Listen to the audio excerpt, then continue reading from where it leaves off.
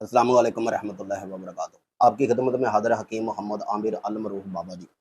आज अल्हम्दुलिल्लाह जो पेशेंट हमारे साथ बैठे हुए हैं ये कराची से आए हैं। हमारे हाथ में इनकी रिपोर्टें हैं।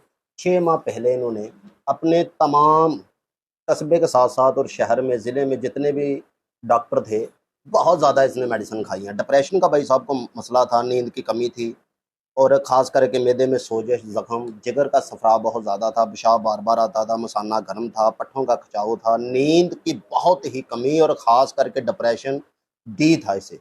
तो एक भाई साहब ने पार्सल हमसे मंगवाया 21 दिन इस्तेमाल करने के बाद आज ये मिलने भी आए हैं और पूछते हैं कि क्या फ़ील हुआ और बीमारी जो है बाकी रह तो नहीं गई। अस्सलाम वालेकुम मेरे प्यारे भाई। वालेकुम अस्सलाम।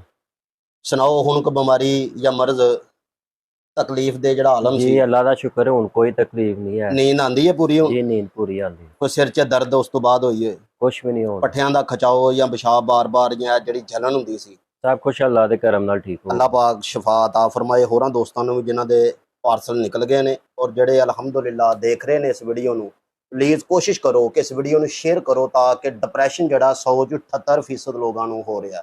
ਖਾਸ ਕਰਕੇ ਇਹ ਲੇਡੀਜ਼ ਨੂੰ ਇਹਦੀ ਇਬਤਦਾ ਜਿਹੜੀ ਹੈ ਨੀਂਦ ਦੀ ਕਮੀ ਹੈ, ਟੱਚ ਮੋਬਾਈਲ ਦਾ ਬਹੁਤ ਚਲਾਣਾ ਜਾਂ ਖੂਨ ਦੀ ਕਮੀ ਜਾਂ ਮਿਹਦੇ ਦੀ ਐਚ ਪਿਓਰੀ ਜਾਂ ਖਾਸ ਕਰਕੇ ਉਹਨਾਂ ਲੇਡੀਜ਼ ਨੂੰ ਜ਼ਿਆਦਾ ਜਿਨ੍ਹਾਂ ਨੂੰ ਅਠਾਹ ਦਾ ਨੁਕਸ ਬਹੁਤ ਜ਼ਿਆਦਾ ਹੋ ਜਾਂਦਾ ਹੈ। ਤੇ ਭਾਈ ਸਾਹਿਬ ਜਿਵੇਂ ਅਲਹਮਦੁਲਿਲਾ कराची ਤੋਂ ਸਾਡੇ ਨਾਲ ਮੁਲਾਕਾਤ ਕਰਨ ਵਾਸਤੇ ਆਏ ਨੇ ਸਪੈਸ਼ਲ, ਮੈਂ ਉਮੀਦ ਕਰਨਾ ਕਿ कराची शेरशाह तो है जी, कराची शेरशाह ਤੋਂ ਆਏ ਨੇ ਅਲਹਮਦੁਲਿਲਾ ਔਰ ਰਿਪੋਰਟਾਂ ਦੇਖੋ ਇਹਨਾਂ ਦੀਆਂ ਕਲੀਅਰ, ਮਾਲਕ ਦੀ ਰਹਿਮਤ ਨਾਲ। ਮਿਲਦੇ ਆ ਇਸੇ ਮੁਹੱਬਤ ਦੇ ਨਾਲ ਅਗਲੀ ਵੀਡੀਓ ਨਾਲ। ਉਨੀ ਦੇਰ ਤੱਕ इजाजत, अल्लाह निगहबान।